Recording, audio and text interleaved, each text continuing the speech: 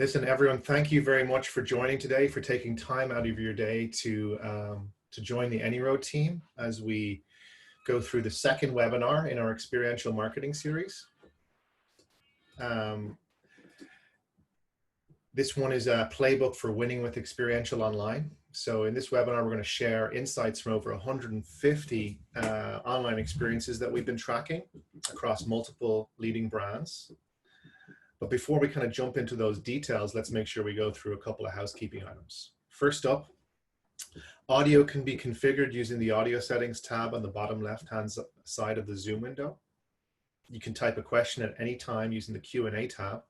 We're going to be answering those questions at the end of the presentation, unless there's an emergency and you need to need some attention on something quickly. This presentation is being recorded, so a copy of the slides as well as the recording are going to be sent to you within 24 hours. And so those are the major things that, you know, on the social side, we would love to hear from you. So you can tweet at AnyRoad and reference the hashtag experiential. So we can start a bit of a conversation going. So you're welcome to do that. And so let's begin. Let's get stuck in. So you have two AnyRoad presenters today. Many of you already know Tasha Campbell. She's one of our enterprise account managers at AnyRoad. So Tasha, do you want to introduce yourself? Thanks, Michael. So as mentioned, I'm lucky enough to work with our awesome customers, including Michaels and Starwood, to measure and grow the impact of their experiential marketing activities like classes, events, workshops, and meetups. And prior to AnyRoad, I worked on the agency side with Cogs and Marvel, looking after the YouTube account. I'm just seeing lots of, we're just dealing with a quick technical issue here. Probably forwarding. So some people seem to be missing the password. I imagine it's maybe because the webinar link was forwarded. So I'm just going to handle that now quickly. Please handle. Great. Sorry, thanks, Tasha.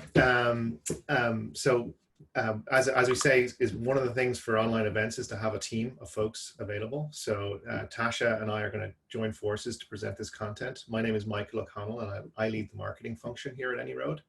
So I have a 15-year career B2B marketer. And prior to joining AnyRoad, I had the privilege of marketing to marketers at Optimizely and Quantcast. And I also had some stints in professional services at Capgemini and Deloitte. So being a marketer, I really appreciate the value that data and technology can bring to help make modern marketing more effective and more measurable. So let's tell a few stories about AnyRoad and some interesting marketing campaigns today. So for those that are less familiar, AnyRoad is the leader in a new category of software that we call Experiential Relationship Management, or ERM for short. So founded in 2013 and backed by leading investors, we empower global brands to properly measure, scale, and optimize their experiential marketing campaigns. So companies like Budweiser, Honda, Michaels, Tabasco, they all count on AnyRoad for anything from activations to tours to classes. So although our DNA is very heavily weighted towards real life experiences, as our customers began to move online throughout COVID, we accelerated our efforts to develop an online experiential product. So I actually see most of our customers in the attendance room today, which is really, really encouraging. So thank you all for taking your time out. So let's jump into the content, shall we? So we believe that online experiences are here to stay. You know, we're going to cover why we believe this in the next few slides, but let's start with the consumer perspective, which is where we should always start. So this chart from a recent New York Times article shows that consumers will be hesitant to participate in some of the activities that they love until they feel safe. And so this is despite the widespread kind of frustration with shelter in place. You know, people are in effect over it, but they're also really worried about their personal safety because many of us know somebody that's been touched by the virus. You know, for example, 60% of people are going to be reluctant to go to the movies. So what's really encouraging when we see movie theaters adapt to this new normal by opening their car parks, for example, for drive-in movies. So a really cool innovation being shown by some of the marketers and business folks out there. One of the surprising things on this chart to me is that 22% of respondents would not have ridden public transport even before the pandemic. So clearly not Londoners or New Yorkers speaking there. But it also shows that the cross-section of data here is pretty diverse if we have that representation from outside the major city areas. So one of the driving forces behind online experiential programs is the ability to connect with consumers who are seeking community online. So where once people went to the park, the pub, or the club, instead they've turned online, and we're seeing like new apps like House Party and Nextdoor surge in popularity. Indeed, I think Nextdoor is something that's been very popular in my neighborhood, and we've seen a lot of interesting perspectives on social problems, on trash in the streets, on any sort of antisocial behavior typically gets discussed on there. So, but it's nice to get to know your neighbors all the same. So brands are actually doing some really inspiring work to help meet this need for community. And so the brands that are doing it best actually had these strategies in place prior to COVID. So take Michaels. They're a retailer that focuses on the maker movement. And so they have had a multi-year investment in classes and community in their stores. This has helped them build momentum through the crisis. And so Tasha, I want to give a big shout out to the Michaels team, because I know how hard they've worked on this one over the years. Maybe you've seen this firsthand as the account manager on that account. Yeah, definitely. Michaels has done an amazing job in pivoting from their in-person experiences to online, and it's been a huge success. So congratulations to the whole Michael team. Yeah, and we see so much momentum there. In fact, that Michael's stock surged 58% in one day last week and grabbed a lot of headlines. So big congratulations there. And it's lovely to see business strategies, experiential and community-based strategies pay off when it comes to the bottom line. And that's really what we're here for as marketers. It's to drive growth and help brands grow. So another sector where the need for community is super strong is fitness. And so Peloton's business is booming as it appeals to the human desire for wellness, competitiveness, and community. And so yet I've not yet indulged in purchasing a Peloton, but have friends who are totally converted, and they love the community side, the gamification side of it, of competing against friends and oneself. But this growing popularity has also impacted the share price. So, I actually presented this slide a month ago on a previous webinar, and Peloton's stock price was 36. When I put this slide together 2 days ago, it was 46. It's now above 49. So this just shows that as experiential professionals, we can add value and remain relevant both in the near and medium term. And that investment in experiences is something that at AnyRoad, it's the foundation of our company. So we really want to help empower brands to become more experiential. And we believe that online experiences are one of the ways to do that. And I think what makes us feel that way is that we're seeing consumers and marketers really adopt online experiences, and we've seen wonderful innovation in how they're executed and run.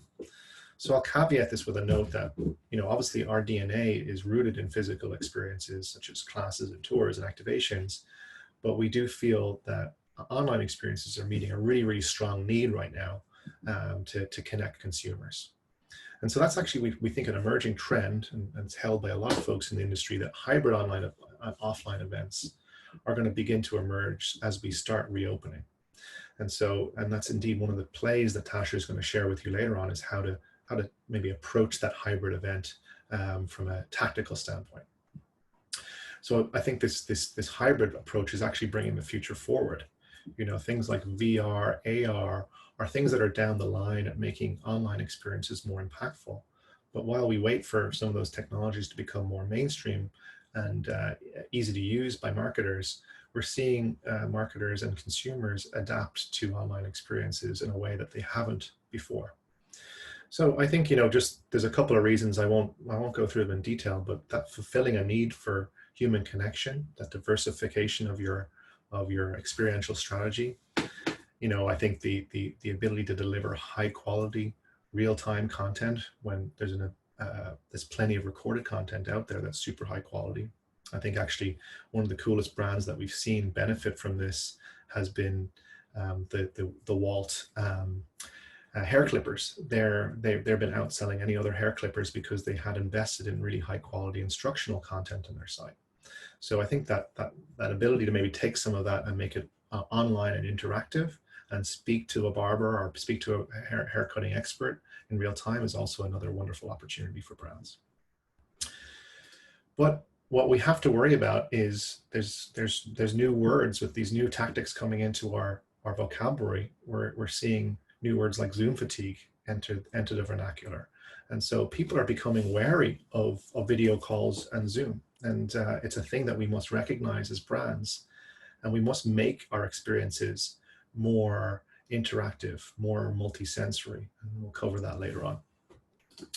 So I'll illustrate this with my friend, Hide the Pain Harold. He's a Hungarian gentleman who's become a very popular meme sensation. And you know, it's common for many of us to be totally overwhelmed with Zoom calls during the day.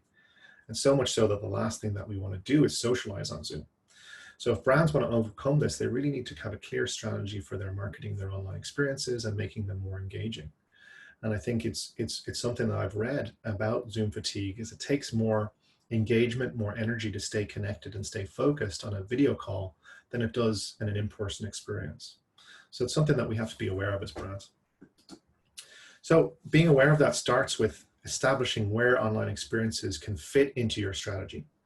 So great way to illustrate is this with a standard funnel slide, is it helps show you the decision points about what types of events and experiences you can build. So for instance, brand activations that really want to drive scale, like concerts and large scale events, are more at the top of the funnel.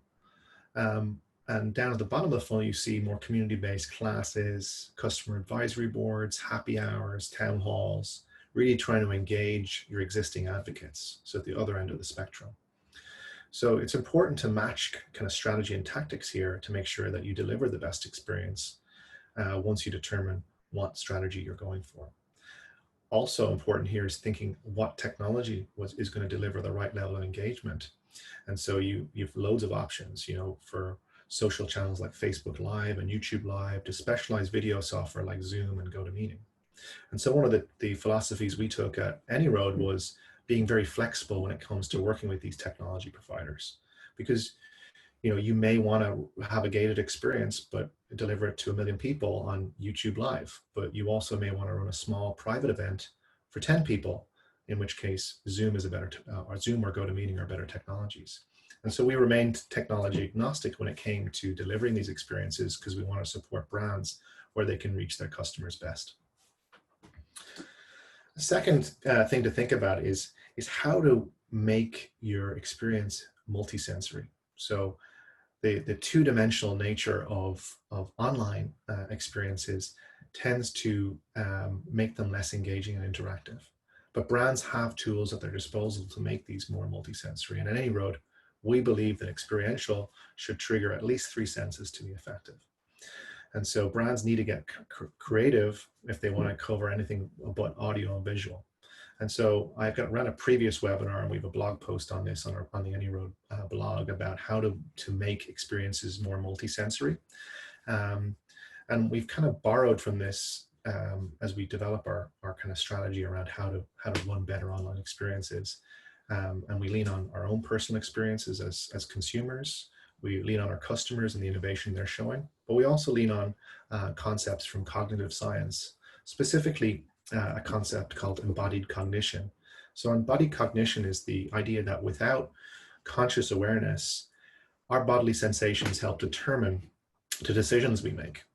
So the principles of this theory are kind of very, very applicable to both real world experiential, but also online experiences. So for example, if you're a wine fan visiting a winery and you're taking in the entire sensory experience of that, are you more likely to sign up for an expensive wine subscription? You know, these theories can carry over from the real world to online. And I'll show you just one quick example of how that might work. So home improvement is seeing a huge surge in sales during coronavirus. So large retailers like Lowe's and Home Depot and Homebase in the UK are benefiting, as are their suppliers and as are smaller independents and franchises like Ace Hardware. So on both the retail and supply side, we're actually seeing some really interesting multisensory experiences. I want to just give one example. So Fleetwood Paints, they're an Irish paint manufacturer. They offer tester pots, which can be ordered by mail to accompany a paid color consultation with an interior designer. So once the consumer has picked their colors, they can avail of curbside pickup at any one of Fleetwood's affiliated retailers, so whether the big box stores or the smaller independents. So strategies like these have helped them generate viral engagement on social media, but also grow sales and help the bottom line. So I use Fleetwood as an example, A, because I'm a little bit biased. I worked for them as a college student, but B, because they're on the smaller side and they have very limited marketing resources. So they've managed to create compelling customer experiences by testing and learning. So they're not worried about having the perfectly produced experience. They'll execute it, learn, and iterate from there. So again, I mentioned I go into detail about multisensory opportunities in a blog post, which I'll share in the follow-up email. So we have an opportunity to go a little bit interactive here. I want to poll the group to see if you could adopt a multisensory approach for your brand. So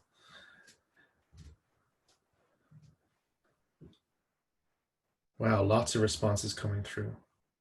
Thank you for the engagement. I'll keep this open for a couple more seconds.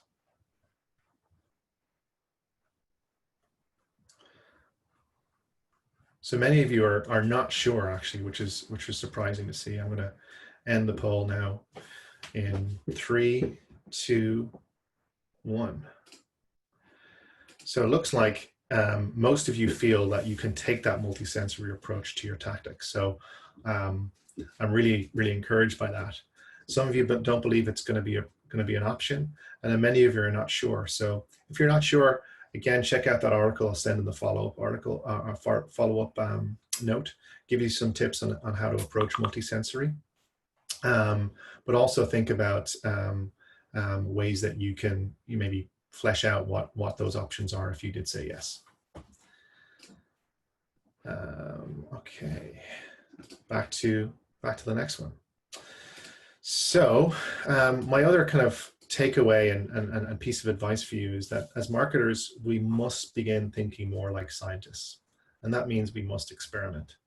And experimentation isn't necessarily hard, and there's a kind of a framework that we can use to do that. So business experimentation is more than just A/B testing. And I'm obviously pretty biased coming from an experimentation business like Optimizely. But one of the things I truly believe is as marketers, we have a wonderful platform to be able to experiment. And we can leverage the age-old scientific method for acquiring knowledge. So this scientific method has kind of characterized the development of science since at least the 17th century. And it's a simple, 5-step process that we can walk through. So let me walk you through a hypothetical example that you could take to your business. So make an observation is the first step. So let's say we're seeing increased traffic on our site from Canada, but we don't have any Canadian stores. 2, we could ask a question. So how can we sell more product to Canadians? 3, we'll form a hypothesis or a testable explanation. So if I promote an online experience to our Canadian audience, will they attend? And then 4, we'll make a prediction based on that hypothesis. So I predict that Canadians will attend and their post-experience intent to purchase will be high. 5th step is to test that prediction, to actually implement it. And the 6th, which is not technically part of the scientific method, but it's really my belief, is that we must iterate. So we'll use those results to make a new hypothesis or new prediction based on those results. So for example, if we're seeing a higher intent to purchase from Canadians, how about offering free shipment cross-border to see if we can sell or grow our sales even more? So again, one of the advantages here is this kind of hypothesis could be a wonderful way for different parts of the business to collaborate. And that's what we're seeing in terms of this agility, and this crisis has focused us to allowed us to come together and collaborate more to try and drive business innovation. So I'm now going to be handing over to Tasha, who's going to share some kind of insights from our recent research. So Tasha, over to you. Thanks, Michael. So before we get into the plays, I just want to share some findings from research that the AnyRoad team has been doing. Since shelter in place began, we've been monitoring how brands are using online experiences, and we've tracked over 150 online events and experiences. We're continuing to track these, and we're expecting to reach 200 by the end of June. We've been looking at general trends with online experiences and also for insights for our customers where they can gain insights from their own experiences.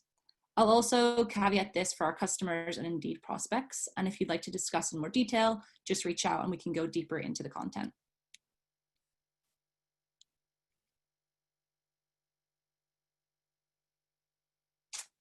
So in regards to the research, we'll add some commentary from our own proprietary product insights as we walk through the data. However, most of this research is simple social listening, Google searching, and reading of trade publications. As a result, that does mean that we have some bias towards food and beverage and retail, as we have a large customer footprint in those sectors. We've also left out B2B marketing examples for now, as this is an area that is invested in mediums such as webinars and virtual trade shows even before COVID. However, we'll be looking at this content in more detail at a later date. So first up, most verticals are making forays into online events, but food and beverage, which includes alcohol brands, is leading the pack by a distance. I suspect that this is because many of these brands have remained fully operational through shelter in place, and the people are now cooking and drinking more at home than ever before. Food and beverage really lends itself well to the online medium and has previously made strides with pre-recorded content and lessons. And this means that the past few months have then allowed them to hone in on this aspect of their business and become even more creative with it. So for examples, as holidays pass while we're in quarantine, this is a great opportunity for businesses to offer experiences for customers to enjoy past traditions while at home. So one example of this that we saw recently was for Cinco de Mayo, where Mario Lopez teamed up with Uber Eats and Chipotle to showcase how to make some of his favorite Cinco de Mayo recipes. So this offered people the chance to enjoy a holiday tradition in the comfort of their home, while also learning some new tips and tricks from a celebrity. What we're also seeing is that classes are starting to ease out activations as the most popular format. The reason for this is that classes work at so many different stages of the funnel and production values can be lower. It's an easy way to get started with online experiences, and in a COVID world, customers are craving the interactivity that classes provide, which activations sometimes can't. So for examples, Michael's has been hosting online classes on subjects such as cricket, crochet, and painting, and we're seeing that the ability to follow along and even showcase their work in the form of shoutouts during class is adding an extra layer of interactivity. It's allowing these makers to feel more connected and engaged in the classes, and it actually results in a lower drop-off rate than other online experience formats. Although they're easing out activations, we're seeing an opportunity here for marketers to make production easier on activations and look for ways to make them more interactive, which we'll touch on in the plays. In regards to online platforms, Instagram is definitely the most popular platform in use by brands. It's streets ahead of Facebook, but it's actually pretty close to YouTube and Zoom. There's also some brands that have opted for custom platforms for unique experiences like online auctions. It's also interesting to note that this leadership varies by industry. So for example, retailers prefer Zoom while food and beverage prefer Instagram Live. And if you change the type of event to a more private or intimate event, for example, a birthday party or a private distillery tour, Zoom is really dominating here. It just offers the opportunity to customize the platform with company branding and integrate with products such as AnyRoad at home for easy pre-registration and sign up. Finally, the vast majority of online events are free, but we've seen an increasing number of providers charge for premium experiences. Saying that, the charge for these experiences is often linked to a purchase of a sensory item such as wine for a wine tasting, or sometimes to charitable donations in the case of political events. So an example of this would be a restaurant who would include a meal kit in the price of a ticket to a cooking class. This would then be engaging the guests by having them prepare the food along with the chef, who's presenting the class. If you'd like to drill into the data more, the full online experience idea list is now available at anyroad.link-online ideas. It's possible to actually filter the list and get more insights for your brand or vertical. We would encourage you to submit examples of your own to grow the list even more, which you can do using the form at the top of the sheet. We would also ask that you give us a plug if you do share the list, and we'll be sure to follow up with this link after the webinar.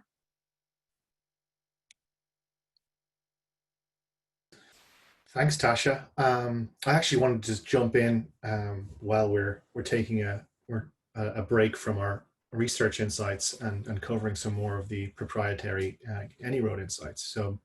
So I got a lot of questions in the registration form about why would we try to establish NPS before an experience. So NPS is Net Promoter Score for those that are less familiar, but this is actually not an NPS question. It's something that we're looking to track brand conversion. So I'm going to take your feedback on board, though, and we'll look at how we phrase this question and how we tee it up and see if we can make some changes to it. But it's actually a question that we ask universally across most of our customers. And so we use that question to establish brand conversion. So it's a metric that's super popular amongst AnyRoad customers as well as outside of the AnyRoad land. And it actually measures how effective your experiences are at turning visitors into brand advocates. So we use that same question before and after. So you'll all get this question probably tomorrow morning at some point. So please let us know if we converted you from neutral to advocate, or quite the opposite. If you didn't like the experience, that's also super helpful for us. So it is correlated with Net Promoter Score, but it gives more specific results on how your experiences impact visitors who were not fans before joining. So it's actually a great leading indicator for the quality of experiences and the down funnel effects it may have on those that attended. It's also a nice common currency for different parts of the marketing team. So for example, I'm a performance marketer. I'm gold on trying to generate pipeline and revenue for the company, but I'm also responsible for brand marketing. So this is a really good brand marketer, but it's also a great leading indicator for the performance side to see, hey, does this purchase sentiment or this brand advocate sentiment translate to downstream revenue? And we've tracked this metric across the many thousands of attendees that have participated in all of our customer events. Actually, it's millions of events of folks at this stage. So it turns out that in real life experiences have a higher brand conversion than online. And that's not surprising to us at all, but it's actually the narrowing of this delta that is surprising to us. We thought it would be a much greater difference between them, but it also shows that the quality of the online experiences that AnyRoad customers are running is super high. And it also shows that the interactivity is creating that brand advocacy. So this definitely suggests that an investment or some experimentation with online experiences is very much worthwhile for your brand. And you can iterate on that and build on it as technology and interactivity improves over time. So I'll hand back to Tasha, who's going to go through some more insights and plays for you. So back to you, Tasha. Thanks, Michael. So with the insights over and done with, we want to walk through 3 plays for brands to use. These are hypothetical examples which the AnyRoad team have put together, and we're happy to discuss these more offline if you're interested. So our first play is an exclusive wine tasting, which is a personalized experience with a sensory component enabled by direct mail. B2B brands spend a lot on corporate hospitality, and that spend has slowed since COVID. So while corporate happy hours have taken off, we've seen that some can lack the sensory experience and can be a little too unstructured. This tasting example is a partnership with a smaller independent winemaker. The play could be used by breweries, distilleries, retailers, and online subscription services, among others. In fact, Sea Ray Boats actually did a great wine tasting event recently. For this hypothetical example, the brand would partner with Rain Wines, which is produced by Carlo and Dante Mondavi, to host an exclusive tasting for business executives. The group is kept small at around 15 people and includes a dedicated moderator as well as a host from the brand. The play utilizes Zoom, including the breakout room feature, as well as a tasting gift set sent via direct mail beforehand. And the goal here would be to increase brand loyalty, and for that, we'd be looking at measuring the brand conversion rate. We'd also want to increase intent to purchase and track down funnel sales in the CRM. An event like this would require a good audio-visual setup for the brand. Multiple cameras and good lighting in the tasting room would also be essential. So Zoom is an ideal product for this type of experience as it supports the multiple cameras and the breakout rooms, which are an excellent feature. On the experience side, the attendees receive the personalized registrations and are asked to confirm their shipping address for the direct mail. These invites and registration forms would include insight captures for NPS and brand affinity. You could even upgrade the experience and allow the attendees to purchase more than the 2 bottles that they're getting for free. Then during the live experience, the sponsor would open the meeting with a couple of slides and round the room intros before handing over to the winemaker who would lead the tasting. After each wine is tasted, the group is then sent to breakout rooms to compare notes and network. An extra element of interactivity could be added at this point in the form of gamification. So the team that guesses the tasting notes of the wine right would then get a case of wine. This interactive element really gives the event an added networking point for the attendees. Then after the event, follow-up emails would get sent out with surveys and coupons for wine club membership. The data is loaded automatically into the brand Salesforce for additional tracking and measurement afterwards. So on to our second play, which is a live music with Backstage passes event, which would include a large-scale music activation and then Backstage pass for VIPs. So for those who are unfamiliar, do check out the NPR Tiny Desk concert series. John Legend recently participated and gave an incredible performance on Instagram Live, so you should definitely check that out if you haven't seen it. In this example, we would opt for a combination of Zoom and YouTube Live with 100 or so invite-only VIPs in the Backstage Zoom experience, and then 50,000 plus at the main stage experience on YouTube Live. The musician would need to be hosted by somebody from the brand who can help drive engagement and interactivity. We've seen musicians struggle to multitask in this regard before, so it would be important to have that third party there to efficiently manage the whole experience. And as with most large-scale events, the goal will be to increase reach. So for that, we would look at the percentage of guests who are new to the brand, and then also look at post-experience intent to purchase. For a sensory component, a souvenir mailer could be sent to attendees with a poster and a curated Spotify playlist before the event. So before we go further into the play, I just want to show you guys one of the kind of coolest features of Zoom. It's actually possible to stream live to pre-configured Facebook and YouTube accounts. So this allows you to increase your reach significantly and create these multi-track plays that we're talking about. If this is something that's interesting to you, there are specialized agencies that can get even more advanced with this feature.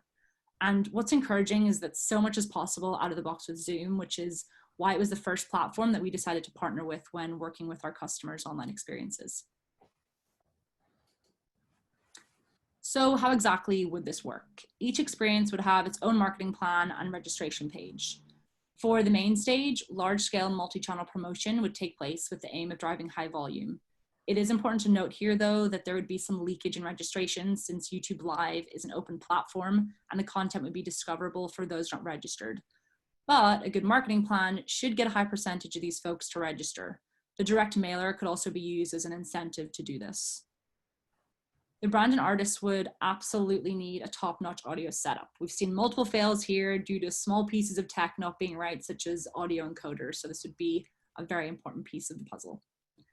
The Backstage experience would be heavily personalized and could be for influencers, distributors, or whatever constitutes VIP and aligns with your goals. This group could network and interact with one another via the chat, and the moderator from the brand could facilitate the Q&A. Yeah, this is one of my favorite ones, Tasha. I think the idea of having simultaneously live on 2 platforms is something that's really cool, and I love that out-of-box feature. There again, I think you said there's agencies out there and technology providers that can take your Zoom meeting and stream it live to every single platform under the sun. We've seen that with some of the experiences that are online on our experience example, but that level of multi-threading and multi-tracking just creates a really unique interactive experience. And you know, one of the draws actually could be for the main stage could actually be seeing some of the folks that are in the backstage. So if you have a bunch of celebrity influencers dialed in, you know, bopping their heads, enjoying the show, it's also another draw, another way to make your Backstage Pass experience more interactive. And actually one of the ways that I think that folks have started to use this multi-threading is actually creating VIP experiences, say for dealer networks. So say you're an automotive brand and you wanted to do a main stage launch of a new vehicle, you could do the main stage launch, but also have your dealers in the backstage being able to ask questions and engage more. So many use cases here for this multi-thread approach. So thanks for sharing, Tasha. Definitely. Great. So now let's take a look at our final play, Celebrity Baking Class, which is a hybrid online-offline play. This time we'll focus on food and beverage, and in particular cooking. So sur la table, Williams Sonoma, pay attention, as we'd love to see something like this from you guys. This play needs an anchor celebrity to draw people in, and in this example we've used YouTube creator Rosanna Pansino. So a little background on Rosanna: she broke into the world of nerdy baking videos in 2011 with a cheap $80 camera and a boxed cake mix. Now she's a celebrity chef and one of the highest paid people on YouTube, according to Forbes magazine. Her YouTube channel boasts 8.5 million subscribers and 2 billion views, and among her fans are thousands of kids who are eager to learn how to bake. She's an ideal celebrity candidate to host an online baking class focused on cake decoration. So now that you have your celebrity lined up and have made that investment, you're going to want to maximize reach, hence the hybrid format with online-offline. The online portion will help you reach new audiences, while the in-store classes will help you build community and create brand champions. But to make this work in store, you're going to need teaching assistants and relatively small class sizes. The celebrity who's taking part would need to be remote so that all classes are on a level playing field. And then there could be a studio moderator that would help with driving interactivity with the attendees who are in store. I'll just chime in there because I think this is the important piece. You know, one of the things that we've learned through working remote is that it's much easier to work remotely when everyone's remote versus having large groups in a meeting room who basically dominate share of voice. So I think we need to take that same mentality if we're doing some of these hybrid events and try to create that level playing field for engagement. We can still have a bias towards the in-store attendees and give them a little bit more of a platform, but that's via a teaching assistant, and that's via a really carefully orchestrated moderation plan. So I think this is a really cool way to make it work and make it really engaging for both audiences, in store and online. Definitely. And much like the other plays, this is an ideal Zoom event, and you could even bundle in something like the cake decorating add-on to add even more revenue. And what I like about this format in particular is it can support multiple goals and can be a great collaboration across a marketing team. So brand, influencer marketing, community, and experiential could all collaborate for a campaign of this nature. And how might this work, you ask? Let me jump into it. So this setup is possibly the most complex of the 3 plays that I've shared. And if you're trying this out, I would definitely recommend starting with 1 or 2 in-store locations to get the workflow down before expanding any further. The online experience is pretty straightforward and could even be streamed to multiple platforms, much like the John Legend concert, if required. And what makes the online experience impactful is the opportunity to purchase the kit and receive this via direct mail beforehand. Then on the brand side, this would require a professional studio setup and good moderation to ensure that the celebrity who's involved adjusts their pace and then is also responding to audience questions. The priority for the questions would then be given to the teaching assistants who are in store with the students. The in-store experience would definitely be the most fun and could actually be accomplished in store once the teaching assistant is mic'd up and can interact with the host. It would also provide the opportunity for students to do some shopping pre and post experience in store. They could even be given coupons to tie the purchase back to the experience, or the information could be tracked through a CRM integration. So this model actually reminds me a lot of soccer camp when I was younger. I always found that, I really struggled to pick up a new skill when we were learning and being instructed in a bigger group and the interactivity was minimal. But then when I had the chance to be coached one-on-one and had someone nearby to help out and had that hands-on, I definitely learned a lot faster and also enjoyed myself more. So we believe that guests would have the same findings during their in-store class. So the experiential learning opportunity is the same here, but with some added fun of the networking and also the celebrity edition. Great. Thank you, Tasha. Those were really insightful. I think the personal anecdotes as well really helps make it impactful. So I'm going to have a final poll here before we kind of start to wrap up and take some questions. So we'd love to know which play do you think was most relevant to you? And if none of them were relevant, please let us know as well, because we're going to try and tailor this in future content.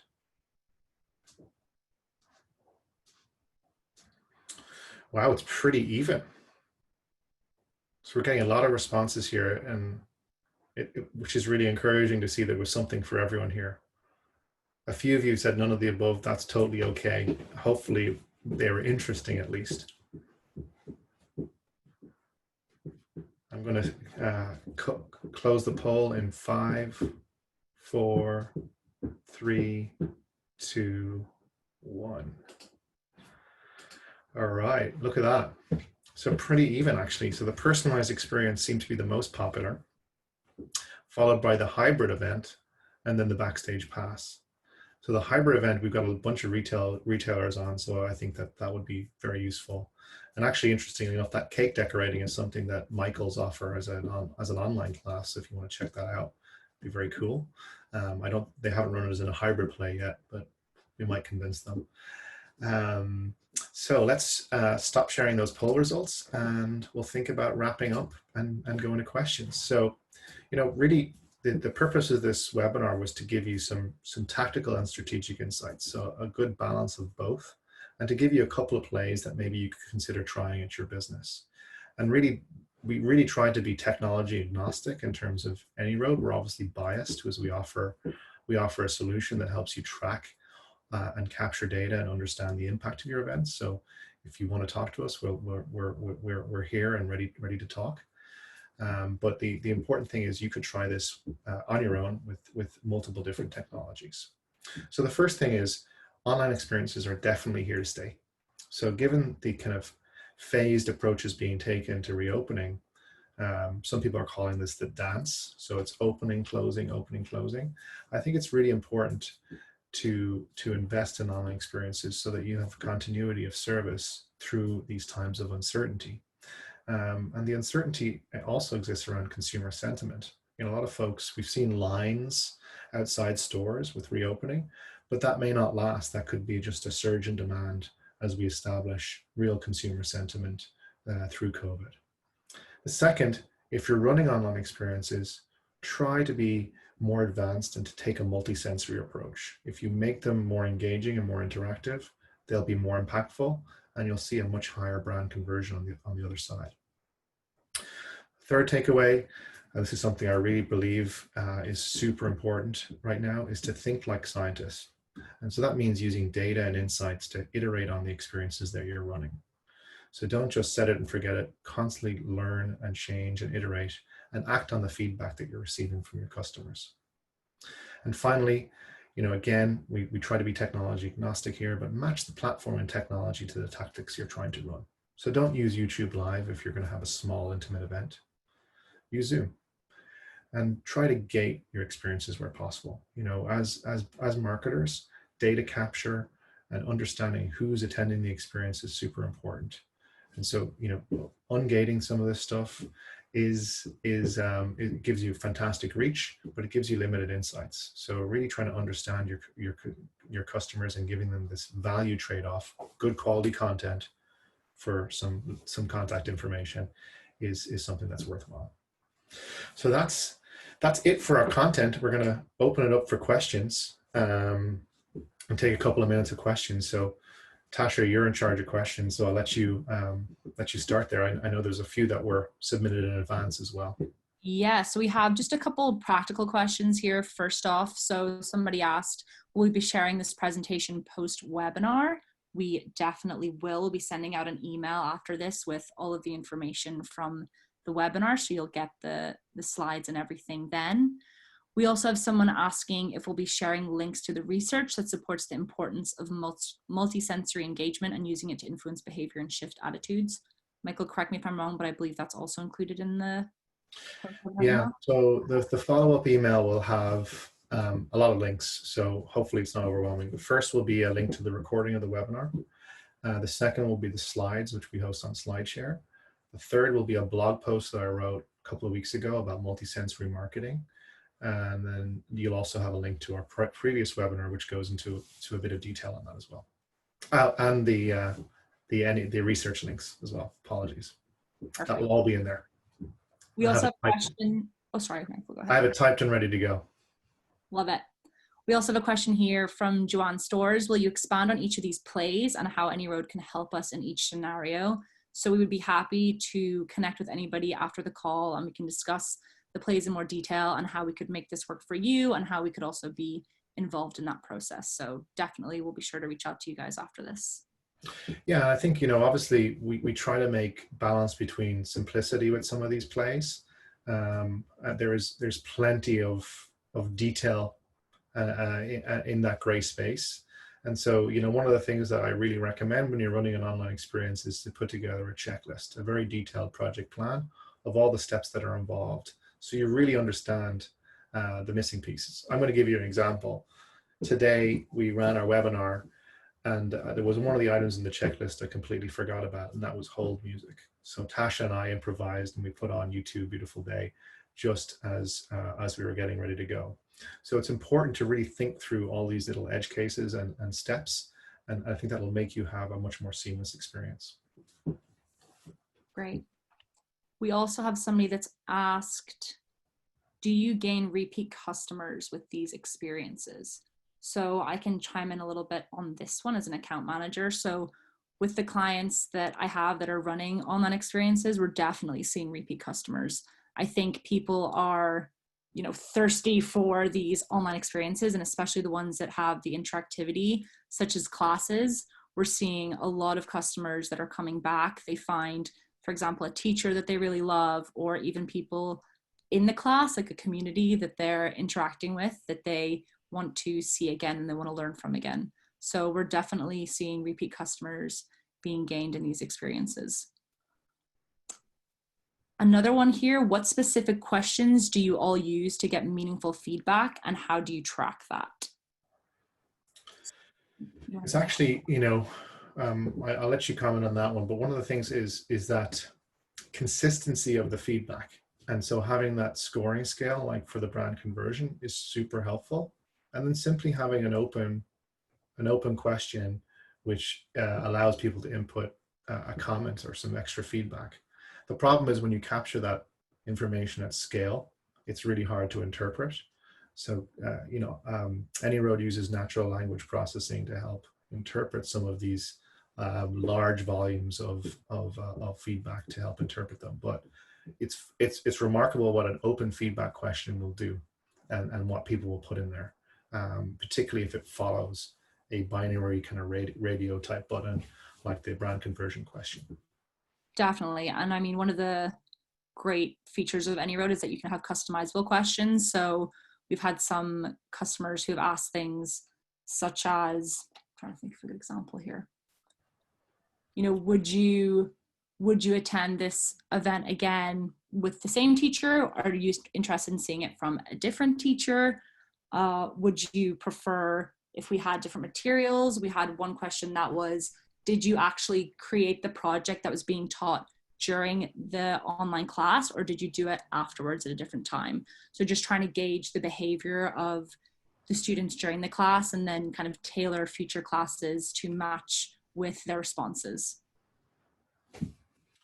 I'm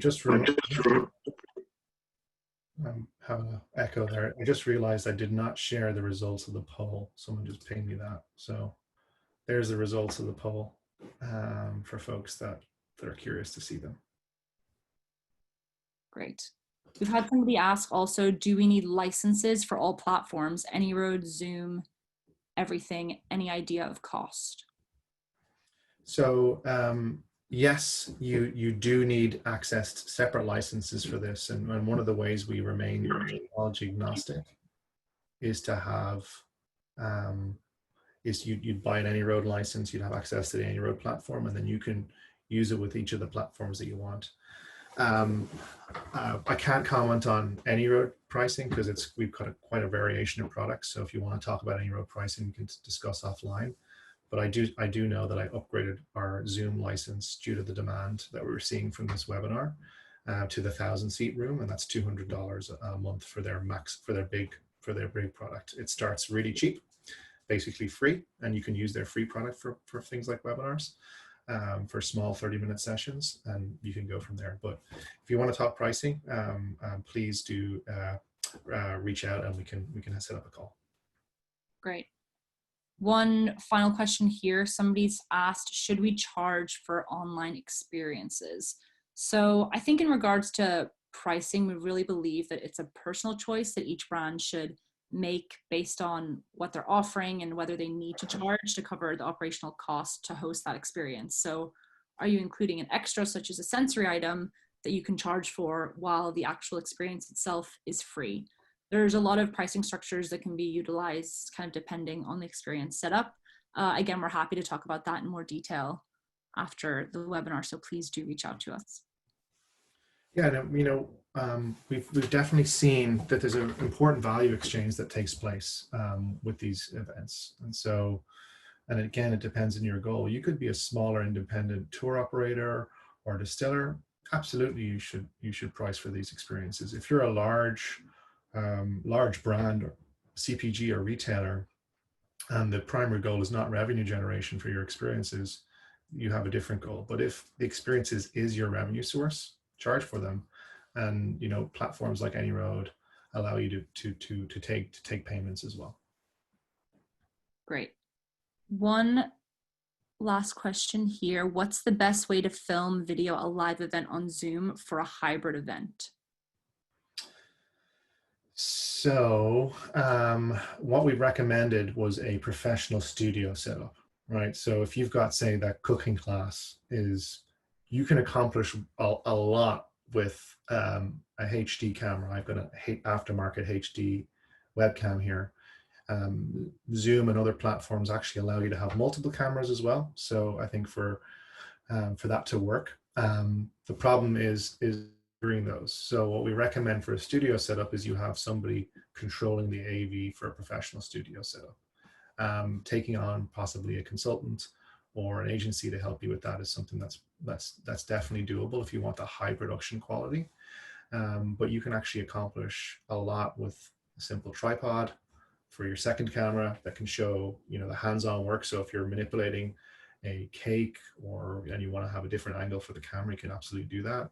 You can have a talking head camera the whole time. So we do recommend experimenting there. And I have some tips in the blog post about Multisensory about how to get your AV set up right. So I'll follow up with that. Perfect. And kind of in line with that, somebody's asked, can you share some fails that you've seen in your research? Online experiences that really didn't work, what caused them to fail? I would say personally, I haven't seen any experiences that fail due to the content, something that hasn't, worked online that also would work in real life. It's more been the setup that has caused it to fail. So whether it's bad audio, bad video, maybe the host of the experience wasn't as confident or, coming across as well as they could have. So I do think that most things are able to kind of transfer to the online platform, but it's more just making sure that everything that goes with it, audio, visual, is set up correctly for it to be, the best possible experience it can be. I don't know what you think about that, Michael. Yeah, actually, I didn't track fails in the same way for a couple of reasons. I don't want to call out any particular brands for making mistakes because we all do them. Even today we had a couple of small mistakes that you may or may not have been aware of. That's part of running events. We all know that in the events and experiences game, we have to act on our feet and think on our feet. I remember when there was a power cut during a webinar that I ran before. And luckily I was able to connect my phone to the internet and, tether my phone and get it to work. But most of the fails that we see are simple operational mistakes. And I think, if you Google Zoom fails, you'll see some really interesting examples, politicians speaking at Parliament with no trousers on, for example. A famous Irish politician did that recently. So, I do think, do Google those. I'll try to keep track of some of those maybe for our account managers to be aware of, but I don't want to name and shame too many brands that I've come across. Great. So I think we just hit the hour mark actually on content time, Tasha. Was there any more questions? We take one more before we wrap. We have one more here before we go. There are a couple questions we didn't get to, so we'll be sure to reach out to anybody that we didn't get around to answering afterwards. The final question here is, do you recommend allowing audio for attendees or just chat? So I think this one, again, is really dependent on what the experiences that you're offering and what the size of the group is in the chat. So I think even if you're having kind of one of these larger classes, you could single out specific individuals and allow them to speak. But if it is that larger size group, it's definitely better to have the audio feature turned off just to avoid distraction. And then if anybody does have a question, they can either use the chat feature. If it's Zoom, there's actually a raise your hand feature where if you have a question, you can raise your hand and then the host could go and unmute that specific person. So I think there's a couple workarounds depending on, you know, what you want to get out of it. But again, this kind of depends on what the experience is and how many people are attending that experience. Yeah, and the most dangerous thing with unmuting video calls is that people tend to multitask. And so they could start, you know, blending some food or vacuuming the floors in a house, and good luck listening to anything over that. So I think another tip for you here, and this is the importance of a moderator or having two people participate in the experience, is you can have a moderator mute people and take people on and off mute when the hands are raised. So I think that method is far more productive for anything above 5 people, honestly. So I think, you know, smaller groups, they should use the hand raising function. You can use things like breakouts in Zoom to get people together so they can interact as well in smaller groups. But be very wary of audio. And if you were to unmute, have people unmuted by default, make sure you have a moderator that can throw them on mute if they forget they're vacuuming their floors or, you know, using the garbage disposal in the kitchen. I've heard it all at this stage.